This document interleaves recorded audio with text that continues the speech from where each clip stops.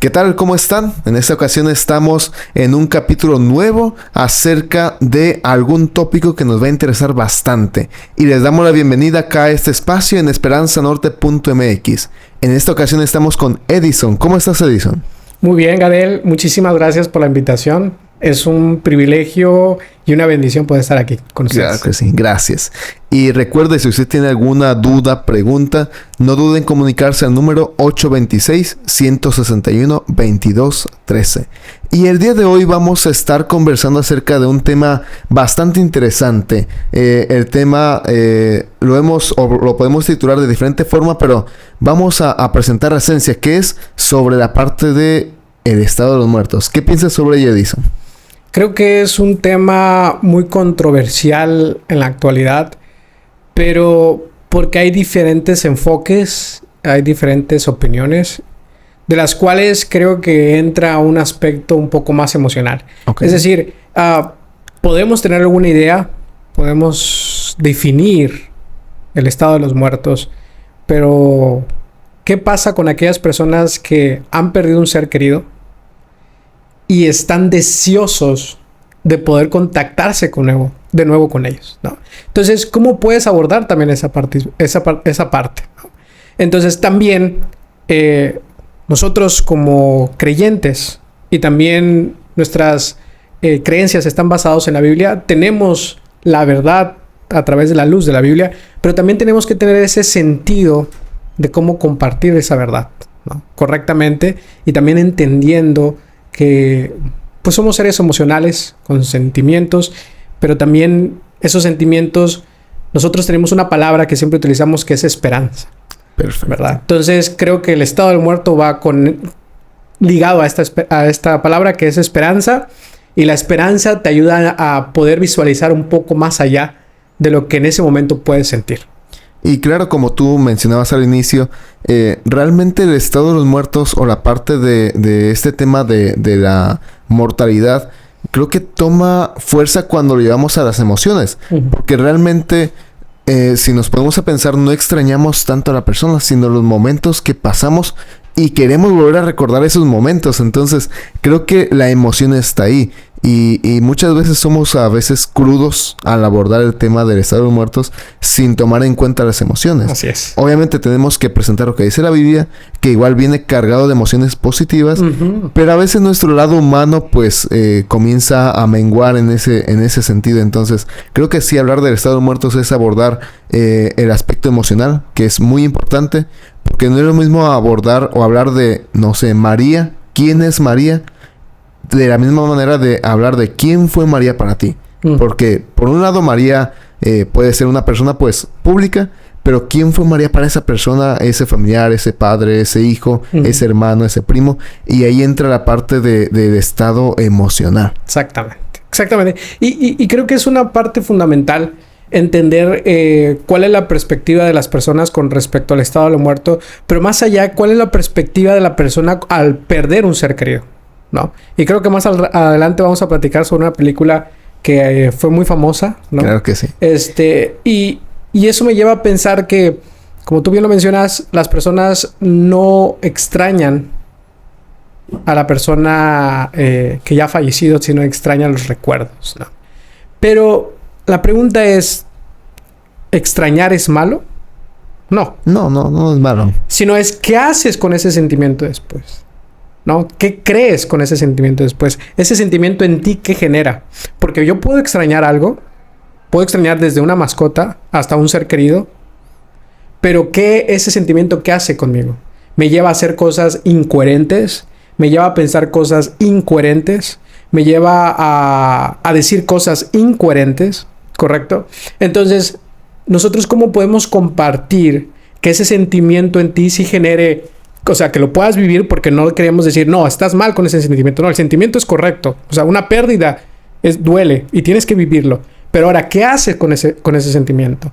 Y es ahí donde la Biblia te ayuda a estimular correctamente ese sentimiento para que pueda transformarlo en lo que ya lo mencioné al principio, en esperanza. Y es lo que hace Jesús. Jesús te da esperanza. Te dice, hey, yo sé que te duele. Yo lo he vivido, dice Jesús. Pero yo sé cómo transformar ese sentimiento en algo positivo. Porque si no, podemos caer en el caso de Segunda de Samuel con Saúl. Con la divina de Endor. Exactamente. O sea, Saúl sentía miedo. Había perdido uno de sus... su mano derecha, ¿no? Entonces, ¿qué hace Saúl? Saúl genera ese sentimiento, lo arraiga y luego, ¿qué hace? Lo lleva negativamente, buscando algo que no es correcto, que es el espiritismo, ¿no? Exactamente. Entonces, hay otros casos que no. Por ejemplo, las hermanas de Lázaro. Marta y María. ¿Qué hicieron? Buscaron a Jesús. Jesús vino después, pero no hicieron algo fuera de lo pensado. Es decir, aguantaron, lloraron, vivieron el sentimiento y dijeron, Jesús, si no viene, vendrá después. ¿Y qué pasó? Jesús volvió y resucitó a Lázaro. Entonces, María y Marta tuvieron su recompensa. No hicieron nada indebido, esperaron y tuvieron su recompensa. Y yo creo que es lo que nosotros deberíamos compartir. Es, vive el sentimiento, pero espera, que Jesús es la esperanza. Como lo vivimos en la campaña nacional evangelística, Jesús es suficiente, ¿no? Exactamente. Y realmente esto porque si hacemos un barrido a través de la Biblia encontramos que la muerte pues no era parte del ser humano, no era parte esencial. Es algo que se añade después de una equivocación, del pecado. Y con base a eso Dios intenta reconectar a través de Cristo al ser humano con la eternidad. Pero realmente el sentimiento de tristeza, melancolía, que viene acompañado de una pérdida de un familiar con la cual no estamos preparados, no está en nuestro ADN el soportar esa parte. Realmente eso nos dice, en la Biblia se presenta que no hay que dejar de lado las emociones. Jesús mismo, tomando el ejemplo de Lázaro y sus hermanas, Jesús mismo en Juan, en el Evangelio de Juan, se relata el versículo más corto, de 2 palabras en español, pero realmente representa toda una gran verdad y realidad, donde dice Jesús lloró. Entonces, ahí Jesús no alude o no evita las emociones, aunque él sabía que se podía resucitar y lo hace más adelante. Sin embargo, Jesús le da puerta o le da cavidad a las emociones negativas, podríamos decirlo así, contrarias a la felicidad. Y Jesús llora, pasa con sus amigos ahí, con Marta y María, y ya después viene la resurrección. Pero realmente es el tiempo de esperar. Y a veces no nos gusta esperar, pero el tiempo de espera nos revela un aspecto de claridad en toma de decisiones. Así es, así. Y tocaste un punto muy importante, porque al principio de la creación fuimos creados con 2 entes, ¿no? Que es el cuerpo y el alma. Para nosotros, en la traducción y en lo que nosotros hemos estudiado en la Biblia, el alma es el soplo de vida de Dios.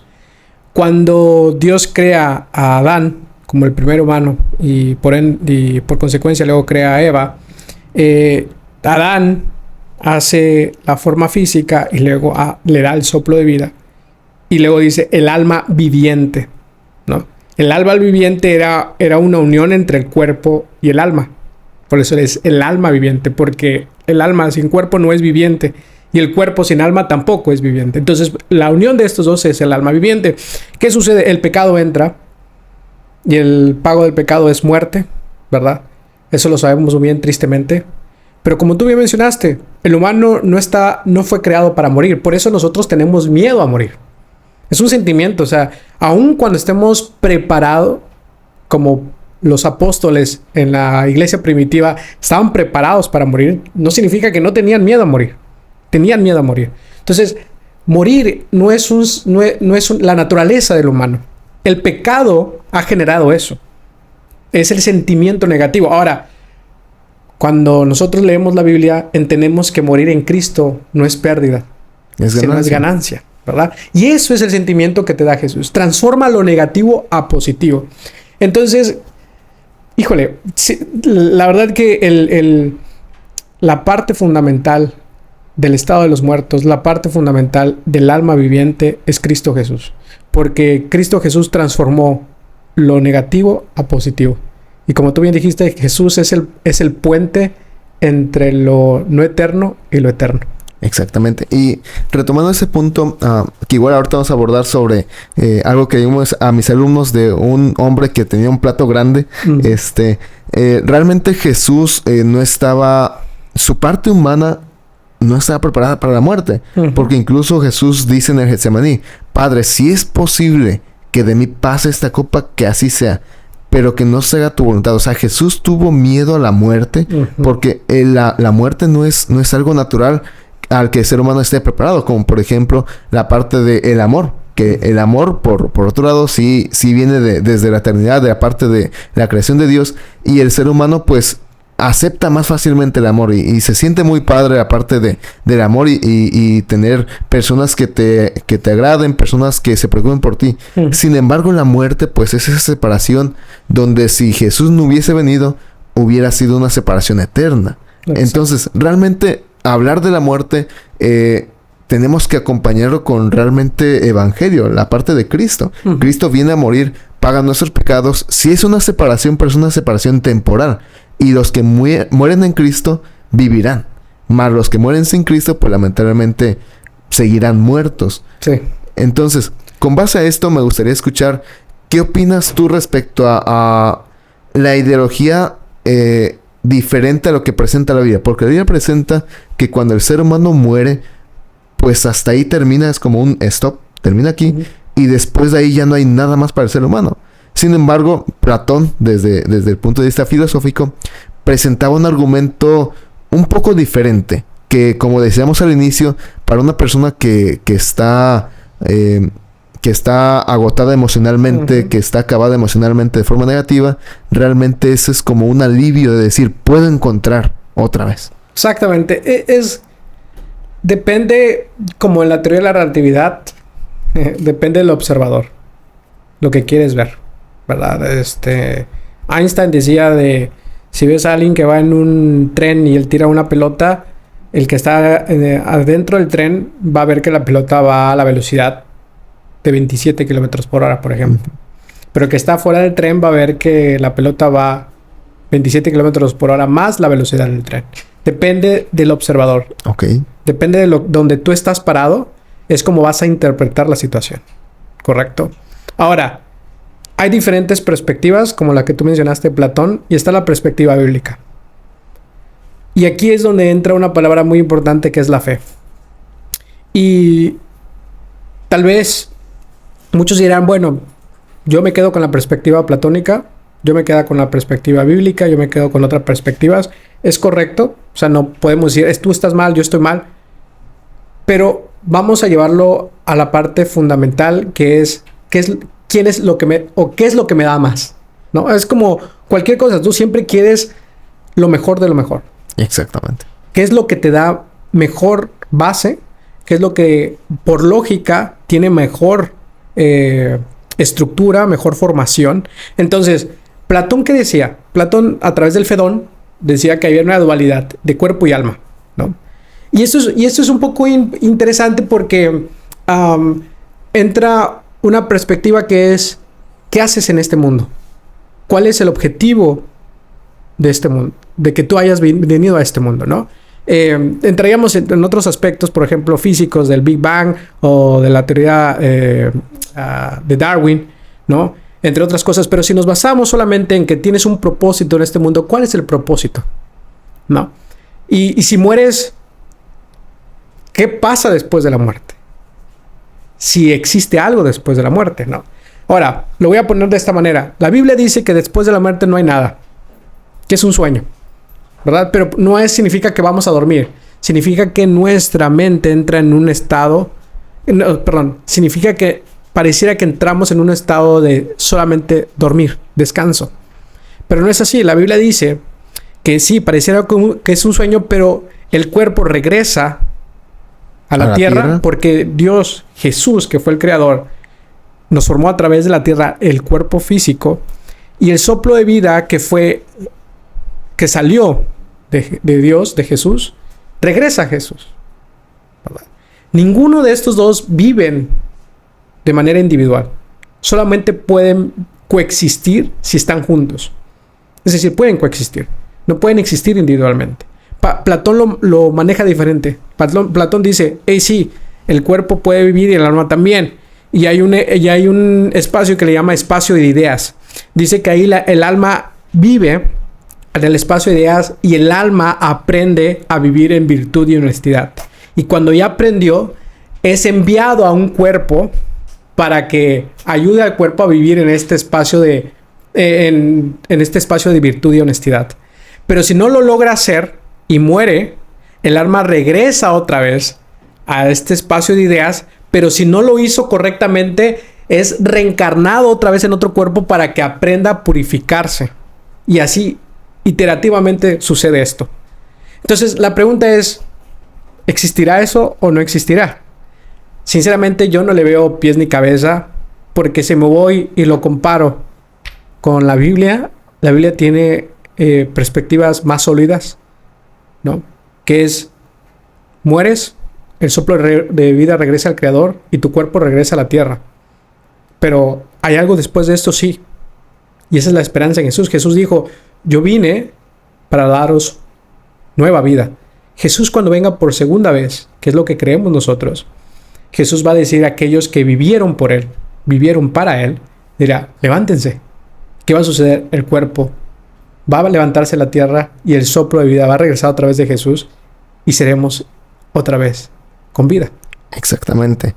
Y por este momento hemos terminado esta primera sección. Espérense al siguiente corte, porque realmente vamos a abordar el aspecto de qué es lo que dice la Biblia respecto a después de la muerte.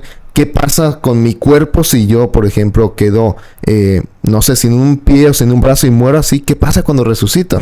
Entonces, es otra cosita que vamos a abordar, porque vamos a abordar algunas otras tópicos diferentes, pero relacionados al estado de los muertos. Ahorita regresamos, no se desconecten. ¿Te has preguntado alguna vez cómo encontrar calma en medio del caos diario? ¿O dónde hallar respuestas cuando te enfrentas a los desafíos de tu vida? ¿Y si te dijera que esa guía está más cerca de lo que te imaginas? La Biblia responde a tus necesidades más profundas. ¿Estás listo para descubrir el regalo que puede cambiar tu vida? Llama y solicita la tuya completamente gratis al 826-161-2213. En la Universidad de Navojoa ofrecemos a nuestros alumnos grandes beneficios para su vida académica y profesional. Algunos de estos beneficios son: Centro de Innovación y Desarrollo de Negocios, donde podrás formar tu propia empresa. Convenios nacionales y en el extranjero para prácticas profesionales y servicio social. Disfrutarás de un ambiente social y espiritual extraordinario. Obtendrás una educación integral. Reforzarás e incluirás el idioma inglés durante 7 semestres de la licenciatura. La Universidad de Navojoa tiene los mejores precios en educación universitaria de nuestro país. Pregunta por la licenciatura de tu interés y por nuestros planes de financiamiento especiales. Informes al teléfono 642-423-3085 o al WhatsApp 642-156-3499 o visita nuestra página web www.una.edu.mx. Die Universidad de Navojoa yak oyon tonik tastael tilekil ach kushlehal sventas bahtel osil limetas maleot kutiki. Tienes un nuevo mensaje. ¿Quieres escucharlo? Te invitamos a escucharlo a través de nuestra programación en Esperanza Norte. Aquí encontrarás una variedad de mensajes que cambiarán tu vida. Únete a esta gran familia en esperanzanorte.mx. Ok, estamos de regreso otra vez acá. Recuerde, si tiene más preguntas o alguna duda, contáctenos al 826-161-2213. Y estamos regresando a esta parte sobre Platón, cómo es que Platón abordaba el mundo de las ideas. Y lo ilustra bastante bien en su metáfora de la caverna. Creo que es algo que en preparatoria se enseña, cómo es que Platón presenta ahí que hay un mundo perfecto, un mundo idealista donde las ideas son perfectas, y en este mundo material es un mundo donde las ideas no son perfectas, está la imperfección. Pero realmente esto, ¿qué tan de cierto tendrá en comparación con la Biblia? Porque, por ejemplo, doy mi perspectiva. En la perspectiva bíblica se aborda que hay un cielo donde pues todo es perfecto. Aquí en la tierra, a pesar del pecado o por el pecado, todo se hizo imperfecto. Entonces, ese aspecto de que algunos podrían encontrar una similitud entre la Biblia y Platón, creo que va un poquito incorrecto cuando lo abordamos desde el punto de vista del estado de los muertos. Porque como bien decías, Platón dice, después de la muerte, el alma regresa al mundo de las ideas, que podríamos, no sé, plantearlo desde un punto de vista bíblico. El alma regresa al cielo, y entonces allá en el cielo está trabajando. Y ya que está trabajando allá, pues, si no hiciste cosas buenas, pues no vas directamente allá. Hay un proceso en el cual sigues. Entonces, desde un punto de vista platónico, adoptando la perspectiva bíblica, podría caber ahí. Y la Biblia aborda ese punto. Sin embargo, desde un punto de vista bíblico, la Biblia dice, el ser vivo es la unión, como decíamos, del soplo de vida más el cuerpo. Si se muere el cuerpo, el soplo de vida regresa a Dios. Entonces ya no pasa nada más. Hasta ahí termina. E incluso Eclesiastés capítulo 9 dice lo siguiente: porque los muertos saben que han de morir, pero los muertos nada saben, ni tienen más paga, porque su memoria es puesta en el olvido. También su amor, su odio y su envidia fenecieron ya, y nunca más tendrán parte en todo lo que se hace debajo del sol. Prácticamente Salomón en Eclesiastés dice, cuando tú mueres, ya no hay nada, ni sentimientos, ni amor, ni nada. Ya se quedó en un stop. Cuando Jesús venga por segunda vez, nos dará la recompensa que con él hemos hecho, pero después de la muerte, en la Biblia dice que no hay nada más hasta que Cristo venga por segunda vez. Sí, exacto. Y me gustaría también comentar en este espacio que el soplo de vida que se menciona en la Biblia no es conciencia. Ojo, o sea, que el cuerpo, Dios le haya dado el soplo de vida al cuerpo, no significa que le dio una conciencia, no significa que el soplo de vida venía ya con conciencia o era algo. No, el soplo de vida lo vemos como la gasolina del carro. Ok. Sí. O sea, si el carro no tiene gasolina, no funciona. No funciona. Pero no significa que la gasolina es el que vaya a manejar el carro o sea, si no hay un switch, si no hay alguien que lo prenda, pues el carro no va a funcionar. ¿Qué sucede con el soplo de vida? El soplo de vida solamente es... No sé si has visto algunos videos de cómo antes prendían los helicópteros. Andándole... Sí, que había una persona que con las hélices le daba vuelta y aprendía el helicóptero. Yo también así veo el soplo de vida. El soplo de vida fue como el cuerpo ya estaba, viene el soplo de vida y ¡puf! Levantan el switch on y ¡pum! Se prende el cuerpo. ¿Qué pasa? El pecado hace que el cuerpo se vaya destruyendo poco a poco. Es decir, nosotros nos vamos gastando. Lo vemos en la actualidad. O sea, cada año, si corrías 10 kilómetros, al otro año... Son 9. Son 9 y 8. No es porque no hagas ejercicio, tal vez. Es porque ya no te da. De hecho, hay uno de los mejores triatlonistas de México. Él dice, él tiene 38 años. Y en una de sus entrevistas menciona que él ya no puede competir contra jóvenes. No es porque él no siga haciendo ejercicio. De hecho, él hace ejercicio de alto rendimiento. Pero dice, ya no puedo porque mi cuerpo ya no me da. Sí, ya no me recupero tan rápido. ¿Por qué? Porque nuestro cuerpo va en desgaste. Eso significa que cuando nosotros fuimos creados, cuando nacimos, cuando fuimos creados, Dios nos da este soplo de vida, pero este soplo de vida solamente es la gasolina del cuerpo. Y cuando desaparecemos, morimos, el soplo de vida regresa, la gasolina regresa al cuerpo, a Dios. Ahora, con respecto a Platón menciona de que él dice, las ideas, que es el alma, regresa al mundo de las ideas, ¿verdad?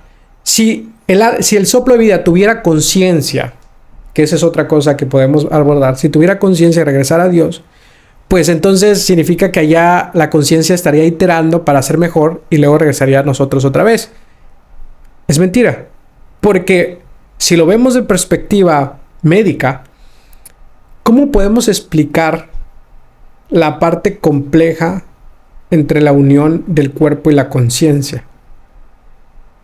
Es algo muy complejo. Es algo complejo, pero el médico o los que estudian en la parte biológica te van a decir, la conciencia solamente es interacciones entre moléculas, entre neuronas, son recuerdos de neuronas que guardan, que se le llaman memoria de rango alto o memoria larga, y hay otras memorias cortas. Entonces la conciencia es la memoria larga junto con la memoria corta. Pero la Biblia dice sí, es eso, pero también la conciencia, según Romanos, es el Espíritu Santo hablando a nosotros. Por lo tanto, la conciencia no es algo que pertenezca a nosotros, sino es la voz del Espíritu Santo, que nos ayuda cuando el Espíritu Santo te dice, esto está mal. Tu mente, con las interacciones de las neuronas, recuerdan y dice, sí está mal porque si hago esto, va a suceder esto, por experiencias que he vivido anteriormente. Pero no significa que tu conciencia, que tú tengas la conciencia, sino el Espíritu Santo genera en ti la conciencia. Entonces, la conciencia no es un ente que nosotros generemos per se, sino nosotros tenemos recuerdos, tenemos memoria a largo plazo y memoria a corto plazo. Esa es la terminología correcta, pero la memoria a corto plazo y memoria a largo plazo no es conciencia per se, porque solamente es memoria.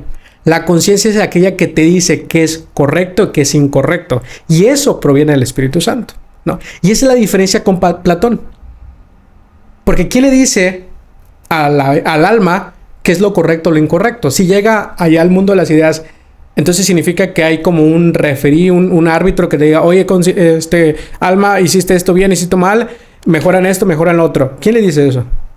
No hay nadie, según Platón. Y ahora, el alma entonces, al ser conciencia, porque Platón lo está hablando que el alma es conciencia, ¿cómo puede acordarse el alma de algo si no tiene neuronas? Y las neuronas sabemos que es algo físico, no es algo, es algo tangible. Correcto. ¿Cómo lo puede tener el alma?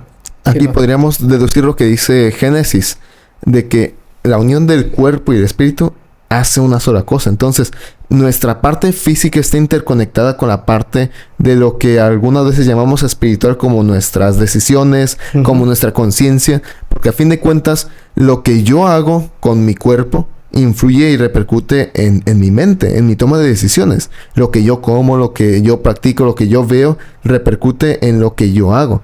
Sin embargo, si vemos desde el punto de vista platónico, sería como que el cuerpo sí me podría llegar a afectar, pero no me afecta totalmente. Y en pocas palabras, para poder purificar, ahora sí, mi mente y mi alma, como lo plantea Platón, hay que pues comenzar a moldear este cuerpo a un punto de vista donde a veces se llega a la parte de decir, tengo que sacrificar este cuerpo para mejorar mi alma, porque si no, no puedo mejorar. Exactamente.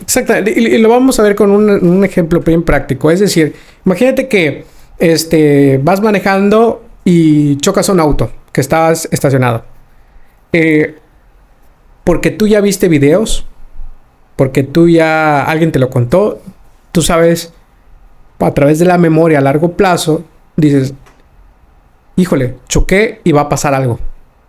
Porque a los demás le ha pasado, porque a mi vecino, porque a mi primo, algo. Una memoria a largo plazo.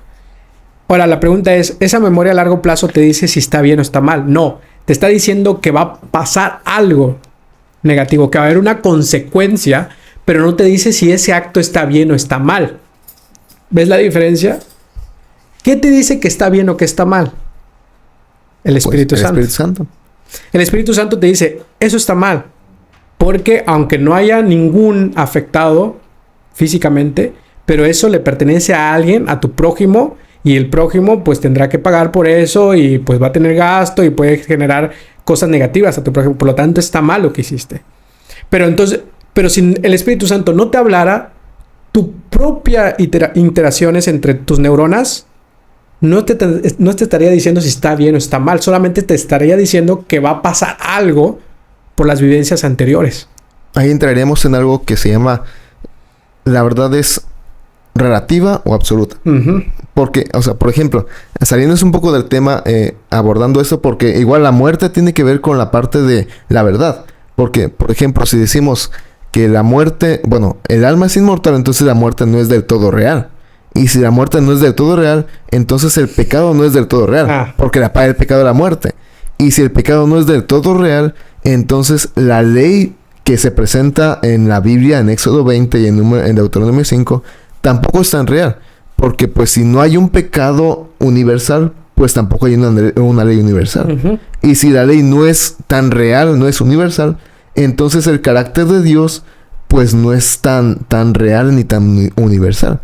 Y aquí entraría un tópico que yo he pensado, he practicado con mis alumnos, que realmente hay una ley universal. Porque dentro del punto de vista de las diferentes normas en los diferentes países, de que, por ejemplo, acá en México, podríamos decir la etiqueta o ropa de etiqueta, pues es saco, corbata, pantalón de vestir, camisa de vestir y algún otro accesorio. Sin embargo, en Arabia Saudita, una ropa de etiqueta no necesariamente es saco, corbata y camisa y pantalón de vestir. Entonces ahí cambia un poco. Sin embargo, aquí en México, si yo robo, la ley me castiga. Y no hablo tanto sí, abordando la ley de Dios, pero también la ley federal. Y si yo robo en Estados Unidos, la ley federal me castiga. Si robo en China, la ley federal me castiga. ¿Por qué? Porque es el daño hacia una persona. Y eso significa que la ley es absoluta. La verdad es absoluta. Por ende, el Espíritu Santo que hemos venido diciendo es el que nos ayuda como conciencia y nos dice, esto está mal porque la ley y la Biblia lo dice que está mal. Tocaste un punto muy importante y voy a parecer que voy a abrir una brecha entre lo que estamos hablando con lo demás, pero esto va a llevarnos a entender un poco mejor. Con la parte de vestimenta, nosotros tenemos una influencia occidental. Y la influencia occidental dice que la parte etiqueta es saco, corbata, ¿no? Entre otros, por ejemplo, la oriental, en otras regiones tienen otro tipo de influencia. Pero la cuestión aquí no es lo que vistes para llegar a la verdad, sino es cómo lo haces para llegar a la verdad. Es decir, cuando tú utilizas saco y corbata aquí en el occidente, ¿por qué lo haces? Porque vas a un evento que lo amerita, un evento formal, donde va a haber una presencia muy importante. Si tú vas a Arabia Saudita, las personas que visten esas túnicas largas con lo que tiene en la cabeza, entre otras cosas. De hecho, cuando Messi ganó la Copa del Mundo, se le dio una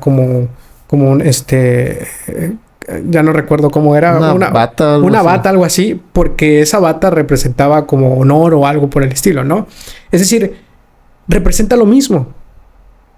¿Por qué vas a vestir esa vestimenta en Arabia Saudita? ¿Por qué ellos visten eso? Porque hay formalidad. Por lo tanto, puede ser que vistan cosas diferentes, pero todos van hacia el mismo ente, hacia la misma verdad, que es formalidad. Okay. Por lo tanto, muchas veces cuando nosotros decimos, no, es que la verdad, y eso es verdad absoluta. La verdad absoluta es, puedes llegar de diferentes caminos, pero vas a llegar a la misma verdad. Por eso es absoluta. No porque yo que utilizo saco y corbata no significa que no sea formal. Estoy siendo formal. Es decir, estoy llegando a la verdad absoluta. A la verdad absoluta. El de Arabia, como se viste, no significa que va a llegar a la verdad que no sea absoluta. Va a llegar a la misma verdad, pero desde otro camino. Porque está buscando la misma verdad, que es formalidad. Si lo ponemos de esta manera, ¿no? Si la formalidad fuera la verdad absoluta, todos vamos a llegar con respecto a las influencias que tenemos. Pero vamos a llegar. Ahora, la pregunta es, tenemos que tener cuidado con el camino que elegimos para llegar a la verdad absoluta, porque nos puede llevar a otra verdad que no es la absoluta. Ejemplo, con la vestimenta. Si tú vas a un evento formal que sabes que es formal y tú dices, me tienen que aceptar porque voy a llevar short, playera, ¿vas a llegar a la misma verdad? ¿Vas a llegar a la formalidad? No lo vas a llegar. Es decir, estás siguiendo el mismo patrón de que, depende cómo me vista, voy a llegar a la verdad absoluta. No. No es depende cómo te vista como tú quieres, sino hay vestimenta que te llevan a la verdad absoluta, que es la formalidad. En pocas palabras, hay ciertas cosas que hay que cumplir. Exactamente. Y es lo mismo con si el alma es eterna o no. Si la inmortalidad del alma existe, si el estado del muerto. Hay una verdad absoluta, que es no. Cuando mueres no sabes nada. Esa es la verdad absoluta.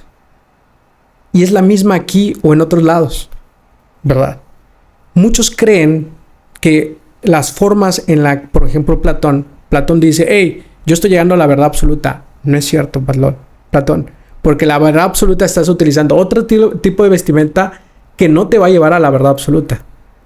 Estás buscando estás utilizando otro tipo de vestimenta que te está llevando a una verdad que no es correcta. Y ahora van a poder decir, oye Edison, pero ¿por qué tú estás diciendo que tu verdad sí es absoluta?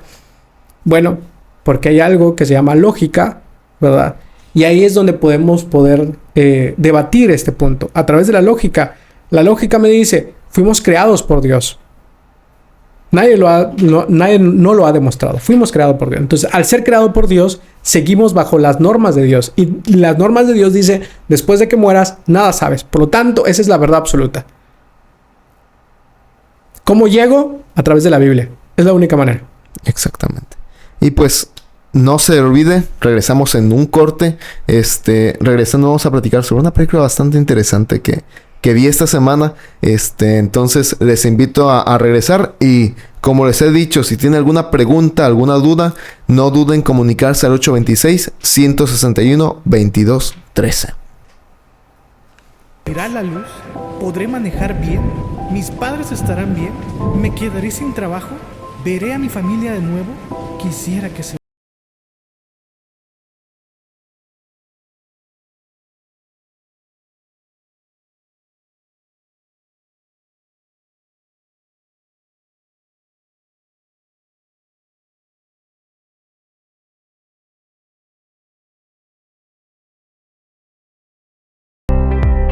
¿Te has preguntado alguna vez cómo encontrar calma en medio del caos diario? ¿O dónde hallar respuestas cuando te enfrentas a los desafíos de tu vida? ¿Y si te dijera que esa guía está más cerca de lo que te imaginas? La Biblia responde a tus necesidades más profundas. ¿Estás listo para descubrir el regalo que puede cambiar tu vida? Llama y solicita la tuya completamente gratis al 826-161-2213. En la Universidad de Navojoa ofrecemos a nuestros alumnos grandes beneficios para su vida académica y profesional. Algunos de estos beneficios son: Centro de Innovación y Desarrollo de Negocios, donde podrás formar tu propia empresa. Convenios nacionales y en el extranjero para prácticas profesionales y servicio social. Disfrutarás de un ambiente social y espiritual extraordinario. Obtendrás una educación integral. Reforzarás e incluirás el idioma inglés durante 7 semestres de la licenciatura. La Universidad de Navojoa tiene los mejores precios en educación universitaria de nuestro país. Pregunta por la licenciatura de tu interés y por nuestros planes de financiamiento especiales. Informes al teléfono 642-423-3085 o al WhatsApp 642-156-3499 o visita nuestra página web www.una.edu.mx. Die Universidad de Navojoa yak oyontonik tastael tilekil achkushlehal sventas bastel osil limetas maleot kutiki. Tienes un nuevo mensaje. ¿Quieres escucharlo? Te invitamos a escucharlo a través de nuestra programación en Esperanza Norte. Aquí encontrarás una variedad de mensajes que cambiarán tu vida. Únete a esta gran familia en esperanzanorte.mx. Muy bien, estamos de vuelta en nuestro último corte. Recuerde visitarnos en esperanzanorte.mx y les mandamos un saludo a aquellos que están en Zacatecas, Chihuahua, Nuevo León, Tijuana, Baja California y claro, en otras partes de México o inclusive fuera de México. Y regresando otra vez sobre la parte de la inmortalidad del alma, cómo nos ha llevado sobre este diálogo, sobre la verdad, sobre el punto de vista de la lógica, cómo es que podemos confiar ciegamente en lo que nos presenta la Biblia, porque pues así lo dice. Claro, analizando el pensamiento sobre el cual basemos nuestro estudio. Uh-huh. Y me gustaría casi ir culminando con esta dinámica, esta conversación, con algo que me pareció bastante interesante. Tiempo atrás había leído un poco sobre los diálogos de Platón en la República y todo eso, sobre el Fedón. Y cómo es que después de eso me di cuenta que sería una película bastante interesante. No sé si la llegaste a ver. Uh-huh. Era una película famosa en su tiempo, que incluso hasta ahora muchos lo recuerdan o la ven, que se llama Coco. ¿Qué opinas sobre Coco? Yo la vi bastante interesante. Desde un punto de vista emocional, muy buena. Desde un punto de vista emocional, porque la película está cargada de emociones, tanto negativas en el punto de vista melancólico como positivas en el reencuentro. Sin embargo, me pareció que fue una adaptación de Platón hacia la cultura mexicana. Exactamente. Mira, la película de Coco representa algo que es la tradición mexicana, ¿no? Con respecto al Día de los Muertos. Cuando nosotros la vimos, lo vi, por ejemplo, con mi suegro, que él es adventista del séptimo día, y él me decía, sabemos que esto es incorrecto, pero él ha perdido a sus papás de hace tiempo, ¿no? Y lo que le generó a él fue recordar a sus papás a través de esa película. Ahora él decía, no es correcto ver esto, pero si le podamos sacar algo positivo es recordar a tus seres queridos. Y la pregunta es, ¿por qué recordar a tus seres queridos? Si lo llevamos a la parte bíblica, recordemos que la forma en que se transmitía el mensaje, por ejemplo, los antidiluvianos, antes de que fueran corrompidos, era de boca en boca. A través de tradición oral. Exactamente. Y también con el pueblo de Israel, ¿no? En la parte de desiertos, etcétera. Era de boca en boca. Y eso ayuda a recordar. Y también lo vemos que cuando Dios se presenta, dice, yo soy el Dios de Jacob, el Dios de Abraham. O sea, recordaba con quién había estado. Pero no para decir ellos todavía están vivos, sino para recordar lo que Dios había hecho con ellos. Entonces, la película de Coco sí tiene un mensaje subliminal atrás muy fuerte, muy incorrecto, ¿verdad? Porque ellos presentan la inmortalidad del alma, que todavía el alma está ahí, sobreviviendo en el espacio, en el ente, pero eso es incorrecto, ¿no? Lo que sí presenta correctamente es recordar a tus seres queridos. Y más allá de recordarlo, por solo recordar es lo bueno que ellos hicieron. Es decir, si tú pierdes a tu mamá, a tu papá, y ellos siempre te enseñaron a hacer lo correcto, lo bueno, lo honesto, lo que esté lleno de virtud, y los recuerdas constantemente sobre esas facilidades que te dieron, es correcto. Pero si tú piensas que tu mamá está ahí en el ente, o tu papá, y dices, los recuerdo, los extraño, y no genera en ti algo positivo en hacer, en llevar a una acción, es incorrecto. Y eso es lo que creo que Coco te lleva. Te lleva más a lo negativo que a lo positivo. Correcto, a pensar, sí, mi familia o mi familiar todavía está vivo, le voy a dejar su comidita, bla, bla, bla, para que pueda estar feliz, contento y regrese tranquilo a su tumba, ¿no? ¿Qué te generó? Nada positivo. Pero si yo no sigo esas tradiciones, pero sí recuerdo a mi familiar, que mi familiar siempre me dijo, tienes que hacer ejercicio, o me enseñó a hacer ejercicio, y recuerdo que este familiar siempre me enseñaba a hacer esto, lo hago, te genera algo positivo, recordar a ese familiar. No. Y obviamente, claro, es como una adaptación, una combinación del punto de vista platónico con el punto de vista de la cultura mexicana, porque viene algo muy representativo ahí sobre las flores de cempasúchil, sobre la parte de los altares, sí, que es algo muy, muy mexicano. Sin embargo, creo que lo que representa la película de Coco es, vamos a ser recordados o vamos a vivir un post-morte con base a los recuerdos y las ofrendas que se nos pongan después de la muerte. Ajá. Entonces, desde ese punto de vista, pues sí vemos que es algo incorrecto, porque ella plantea el aspecto de que mueres y ya no importa qué haga tu familiar, pues tú ya moriste, ya no sí, tiene ningún efecto lo que haga el vivo por el muerto. Entonces, en ese punto de vista, así como dices tú, plantea un mensaje bastante subliminal, lleno de emociones que nos llevan a recordar, que realmente nos trae nostalgia, una nostalgia que a veces la necesitamos, pero realmente esto nos plantea la parte de la filosofía humana envuelta de emociones que nos llevan a satisfacer un momento bastante placentero. Claro, y es correcto tener esas emociones. Claro, de nostalgia, sí, de extrañar algo, es correcto. Y como otra vez lo mencionamos desde el primer minuto de este espacio, es ¿qué te lleva a recordar? ¿Qué te lleva a esas emociones? ¿Algo positivo, algo negativo? Y tenemos que tener mucho cuidado, porque podemos entrar en juegos que no son correctos. Recordemos que como cristianos, como creyentes de la Biblia, sabemos de que existe el bien y el mal. Exactamente. Y si no has transformado el sentimiento a algo positivo, puede llevarte a algo negativo y puedes generar algo sumamente negativo. No, el mal, que está representado por Satanás, siempre quiere llevarte a que vivas en un lecho de nostalgia, en un lecho de ansiedad, de depresión.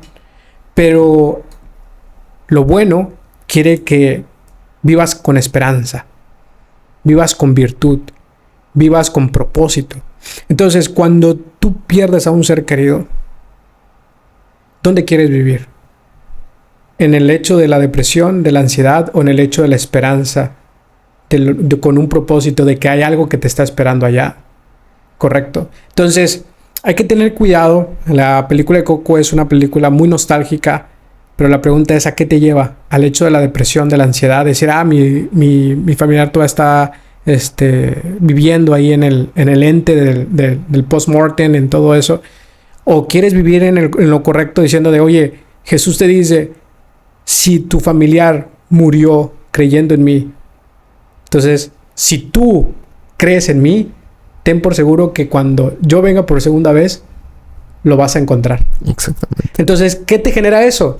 Te genera a que vivas correctamente bajo la ley de Dios, que la ley de Dios lo único que nos invita a ser bueno con nuestros prójimos. O sea, la ley de Dios no nos invita a ser malo. La ley de Dios te dice, hey, tienes que vivir en armonía con tu prójimo y tienes que vivir en armonía con tu Dios. Que es positivo en todos los aspectos. O sea, te lleva a todo. De hecho, la ley de Dios te lleva a que cuides tu cuerpo, cuides tu alimentación, cuides también tus pensamientos, cuides tus relaciones intrapersonales y interpersonales y cuides tu relación con Dios. O sea, la ley de Dios es integral. Entonces, cuando pierdes a un ser querido, Dios te dice, hey, hay esperanza y tienes que vivir bajo estos parámetros para que exista la esperanza. Y esos parámetros son positivos en todos los aspectos. Nunca te llevan a depresión, nunca te llevan a ansiedad, que es caso contrario con lo que te lleva Satanás. El pensamiento platónico. El pensamiento platónico, exactamente. El pensamiento platónico es lo que te lleva. Te lleva a la ansiedad, a decir, ay, voy a reencarnar, pero ¿dónde voy a reencarnar? Híjole, y si no reencarno correctamente, y si reencarno en un animal, o sea, son cosas que no tienes el control. Caso contrario con Dios. Dios sí te da el control. Y te dice, hey, aquí está lo correcto. Yo te voy a ayudar. Está en ti. Que se llama... Libre albedrío. Libre albedrío. Ahora, con base a esto, porque igual como platicabas y realmente desde un punto de vista humano, de que el ser humano siempre quiere ganar, realmente lo que presenta la Biblia es ganar. Porque, por ejemplo, pues, desde el punto de vista platónico es, voy a reencarnar, pero tengo que volver a nacer, sufrir el crecimiento, la humillación, la parte de que no muchas veces nos va bien en la escuela y decir, tengo que regresar otra vez a eso, tengo que regresar a, tal vez se muere algún familiar, nazco sin padres en la calle, entonces es como que voy a vivir otra vez esta vida que no sé si va a ser mucho mejor o mucho peor. Entonces eso nos lleva como que a decir, tengo que vivir una vida bien, y nos lleva una tensión de que tú tienes que lograrlo, porque si no lo logras, te mueres y reencarnas en tal vez un mosquito que al día siguiente es aplastado. Sin embargo, lo que plantea la Biblia es que después de la muerte, si mueres en Cristo, como decía Pablo, para mí el vivir es Cristo y el morir es ganancia. Si morimos en Cristo, cuando resucitemos, vamos a resucitar perfectamente bien. Porque dice Pablo, seremos transformados en un abrir y cerrar de ojos. Y hay una autora bastante interesante, Ellen White. Ella dice que cuando las personas resuciten, si murieron sin una mano, sin un dedo, sin un pie, sin un brazo, sin un hígado, sin un riñón, sin el corazón de él, dice que cuando resucitemos estaremos completamente bien, seremos mucho mejor. Entonces, el aspecto bíblico nos lleva a decir, ok, hay pruebas en esta vida, sí, pierdo un familiar, lo voy a extrañar, claro que sí, va a doler, claro que sí. Sin embargo, si me afianzo en la fe de Dios, resucitaré, moriré en Cristo, resucitaré y tendré la oportunidad de ver a esa persona no como se quedó, porque en la película de Coco lo plantea como que mueres y estás allá en el mundo de los muertos como moriste. Si moriste niño, pues estás niño. Sí. Si moriste ya ancianito, pues quedas ancianito. Y la Biblia dice, no, tú mueres, puedes morir viejito, joven, adulto, sin una mano, sin un pie, sin un dedo. y resucitas y vas a ir mejorando cada día más y vas a llegar a la perfección que era en el Edén. Vas a llegar a la altura o resucitarás a la altura correcta, porque lo que mencionas, de hecho también eso me ayuda a recordar a la película de Harry Potter, que también es una película con un mensaje muy fuerte, muy subliminal negativamente. Cuando ellos comían, creo que en un comedor, estaban habían unos fantasmas, y muchos de ellos, si habían sido decapitados, no tenían cabeza, otros no tenían brazo, etcétera, ¿no? O sea, estaban viviendo en ese ente como habían muerto. Pero Ellen White lo menciona, y está basado también en 1 Corintios 15, 42, 44, que textualmente dice: así también en la resurrección de los muertos se siembra en corrupción, resucitará en incorrupción. Se siembra en deshonra, resucitará en gloria. Se siembra en debilidad, resucitará en poder. Se siembra cuerpo animal, resucitará cuerpo espiritual.